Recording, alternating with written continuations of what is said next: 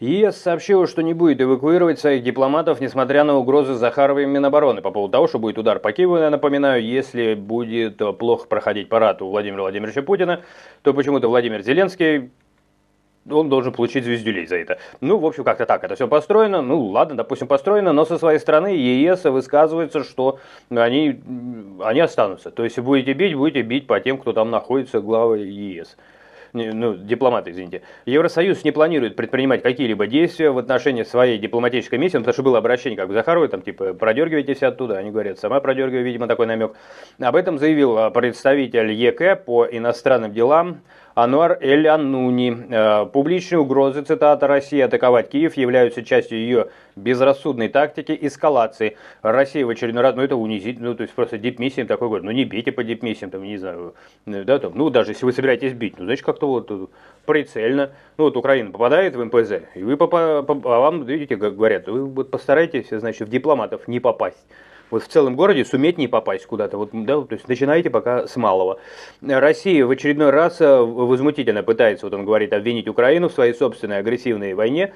На войне России против Украины. Что касается нас, ЕС, мы не изменим свою позицию и присутствие в Киеве. Ну вот, по крайней мере, он так заявил, не знаю, конечно, посмотрим, как дальше, а то так заявил и самый чемодан, да, и полетел. Это как-то я помню, что, ну, его не буду сравнивать, конечно, это совершенно омерзительное было бы сравнение, но когда Галкин говорит, я буду сдавать кровь, чемодан свернул, но потом поняли, что он просто не свою имел в виду будет сдавать, либо, ну, либо так уж и напрашивается шутка, это винт, родная, это винт. А он добавил, просто после винта нету вен.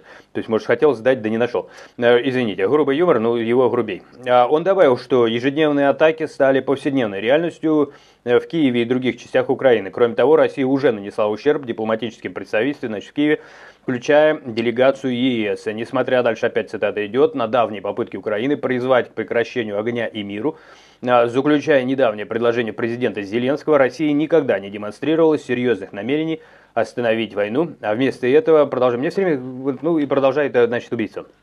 Меня все время вот сбивает. Они все время говорят, война, война, война, война. Но война не объявлена. На мой взгляд, это, кстати, вот очень бы сильно расставил точки над «и». Я знаю общее место, то, что вот, давно они не объявляются, все это, ну, как бы по количеству действий, жертв, кто-то это признает. Мне кажется, когда ты объявляешь, оно, да, вот как-то более расставлено, становится понятно, кто на какой стороне.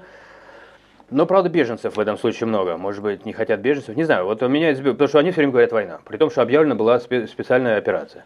Вот Трамп объявил спецоперацию, мы же не говорят, ты что, устроил войну, 40-секундная война, там, не знаю, 21 века, 40-секундная война, в истории такая идет, наверное, война 40 секунд. Да, Мадуро, значит, исчез с одного места и материализовался в другом. Война 40 секунд, знаете, там есть 7-летняя война, там такая-то компания, 40-секундная война. Вот так тогда так говорите. Давайте уже с терминами определяться. Спецоперация, если вам это не нравится термин, вводите свой, официально объявляйте его и принимайте поток беженцев. Всего 300 миллионов приедет. Все патриоты, как один. Половина спартаковские и зенитские болельщики. Прямо из России, из Украины вместе и приедут. Ждите. Капустин будет там тоже где-то рядом. Не без иронии, друзья, но в любом случае, короче говоря, ответ есть. Значит, что мы никуда не уедем. Вот он говорит. И вот такой он большущий молодец. Посидим, как будет дальше. Пока что непонятно, но я бы не исключал того, что, ну, вот опасность есть. Ну, там, как бы время покажет. Увидимся, берегите себя.